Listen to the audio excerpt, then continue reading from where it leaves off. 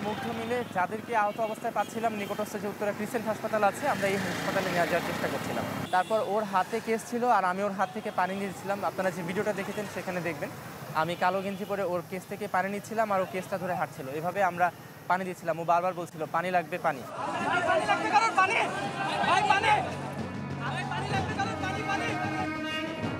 যখন বেশ কিছুটা সময় ক্লান্ত হয়ে যাই মেইন রাস্তা থেকে পানি দিতে ঠিক এই জায়গাটায় আমরা এসে বসি। আমাদের সাথে আরও একটা বন্ধু ছিল, মুগ্ধর খুলনা ইউনিভার্সিটির বন্ধু ছিল জাকির। তন্মধ্যেই মুগ্ধ দাঁড়িয়েছিল এবং এই দিকে তাকিয়েছিল মেইন রাস্তার দিকে। আমি মোবাইল থেকে দেখি যখন অনেক চিৎকার শুনলাম তখন আমি উঠে দৌড় দিই। দৌড় দিয়ে আমি জাস্ট কিছু কদম যাওয়ার পরে যেটা দেখতে পাই যে মুগ্ধ এখানে পড়ে আছে স্পষ্টভাবে, মানে শেষদার যে পজিশন ওই পজিশনে পড়ে আছে, বাট মুগ্ধ এদিকে ঘুরে আমার দিকে তাকিয়ে আছে। মুগ্ধর কপালে মেয়েরা যেখানে টিপ পড়ে স্পষ্ট একটা গুলির চিহ্ন এবং সেখান থেকে রক্ত বের হয়ে রাস্তায় বেরিয়ে পড়ছে। তখন আমি মুগ্ধকে রিকশায় বসে জড়িয়ে ধরার ট্রাই করছিলাম, কিন্তু ওকে আমি গ্র্যাব করতে পারছিলাম না, যার কারণে পিচ্ছিল হয়েছিল। এক পর্যায়ে যখন ধরে রাখতে পারিনি এবং ওর মাথা পড়ে যাচ্ছিল, কেউ একজন বলছিল যে মাথাটায় চাপ দিয়ে ধরেন যাতে রক্ত না বের হয়। কিন্তু আসলে অনেক পরে যখন আমি এটা মানে মুগ্ধকে হাসপাতালে দেখি বা ওর লাশ যখন গোসল করে তখন দেখতে পারি যে আসলে গুলি এদিক দিকে ছোট একটা ছিদ্র হলেও ওর পিছনের এই অংশটা পুরোটাই ফাঁকা হয়ে বের হয়ে গেছে।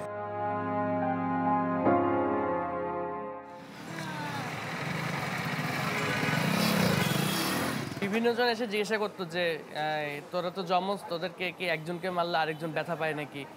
এটা আসলে বাস্তবে হয় না কখনো, কিন্তু আমাদের একটা কানেকশন ছিল যে কারোর কিছু হইলে, কারোর মন খারাপ থাকলে কোনো না কোনোভাবে ফিলিংস আসতো যে এখন এরকম মানে হয়তো ওর সাথে কথা বলা উচিত বা ও কোনো বিপদে আছে, এরকম একটা ফিলিংস আসতো। পরিবারের আমার বাবা মা সবারই যখন আমাকে দেখে মুগ্ধর কথা মনে পড়ে। আর আমি যতবারই আয়নার সামনে যাই আমাদের চেহারাটা অনেকটা সেম, অনেকটা একই রকম দেখতে। যখন আয়নার সামনে যাই তখন সব থেকে বেশি খারাপ লাগে যে আমার মতন আরেকটা মানুষ ছিল, সে এখন নাই।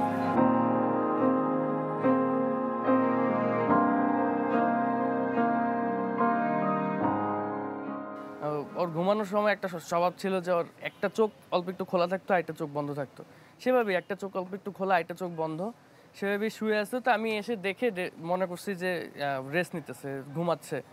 এখানে ইসিজির মেশিনটা এখানে ছিল, তো তখন ওর ওই বুকের মধ্যে যে মেশিনগুলো লাগানো সেগুলো খুলতেছিল। তা আমি তখন ডাক্তারকে বললাম যে একটু আমার সামনে একটু আবার টেস্ট করান, আমি আমি দেখতে চাই। পরে ওই খোলা অবস্থাতে আবার লাগায় আবার চেক করলো। তখন আমি দেখছি ইসিজির লাইনটা একদম পুরো স্ট্রেট, ওখানে কোনো রিয়াকশন নাই। মুগ্ধর চোখের নিচে একটা তিল ছিল, যেটাই একমাত্র ওয়ে ছিল আমাদের মধ্যে ডিফারেন্স খুঁজে পাওয়ার। মুগ্ধ শহীদ হওয়ার পরে তারপরে আমি দেখতে পারছি যে এরকম একটা মার্ক তৈরি হইতেছে, এখন তিল একটা আস্তে আস্তে আমার চোখের নিচে আসতেছে। আল্লাহু আকবার, আল্লাহু আকবার, লা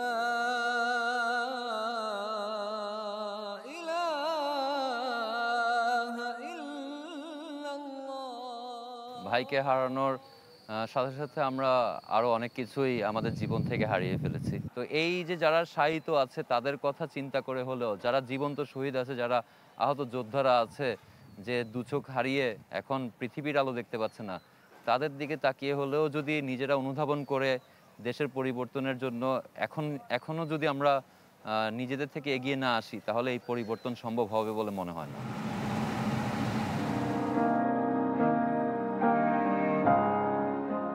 ছোট দুই ভাইয়ের রুম এটা আসলে, যেখানে এক যুগের বেশি তাদের সময় কেটেছে। এই বিছানায় দুইজন পাশাপাশি, তাদের একবারে ফিক্স থাকতো যে এইটুকু জায়গায়, এই অর্ধেকটুকু জায়গায় আসলে সবসময় স্নিগ্ধ, এই অর্ধেকটুকু জায়গায় সবসময় মুগ্ধ।